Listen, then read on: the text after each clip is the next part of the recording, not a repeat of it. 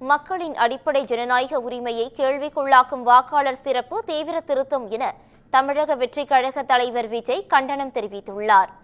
தவிக தலைவர் விஜய் வெளியிட்டுள்ள அறிக்கையில், தமிழ்நாட்டில் மொத்தம் உள்ள 6,36,00,000 வாக்காளர்களின் பெயரையும் வெறும் 30 நாட்களில் எப்படி சரிபார்க்க முடியும் என்றும், பீகாரில் நடைபெற்றதைப் போல் தமிழ்நாட்டிலும் சிறுபான்மையினர் உள்ளிட்ட சில குறிப்பிட்ட வாக்குகள் குறிவைக்கப்பட வாய்ப்பு இருப்பதாக எதிர்க்கட்சிகள் தொடர்ந்து முழக்கமிட்டு வரும் நிலையில் அப்படி நடக்காது என்பதற்கு என்ன உத்தரவாதம் என்றும் கேள்வி எழுப்பியுள்ளார்.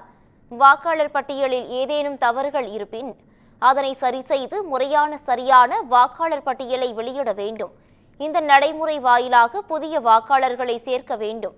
இறந்தவர்களின் பெயர்களையும் போலியான பெயர்களையும் நிரந்தரமாக நீக்க வேண்டும் உள்ளிட்ட ஆலோசனைகளையும் அவர் தெரிவித்துள்ளார்.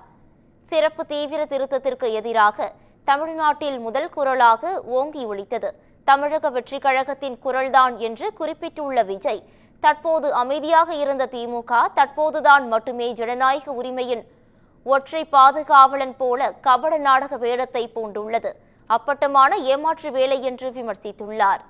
இந்த விவகாரத்தில் அனைத்து கட்சி கூட்டம் என்ற பெயரில் கூட்டணி கட்சிகளை ஏமாற்றுவதைப் போல எல்லோரையும் ஏமாற்றி விடலாம் என்று திமுக நினைக்கிறதா என்றும், திமுகவின் கபட நாடகத்தை மக்கள் நம்ப தயாராக இல்லை என்றும் தெரிவித்துள்ளார்.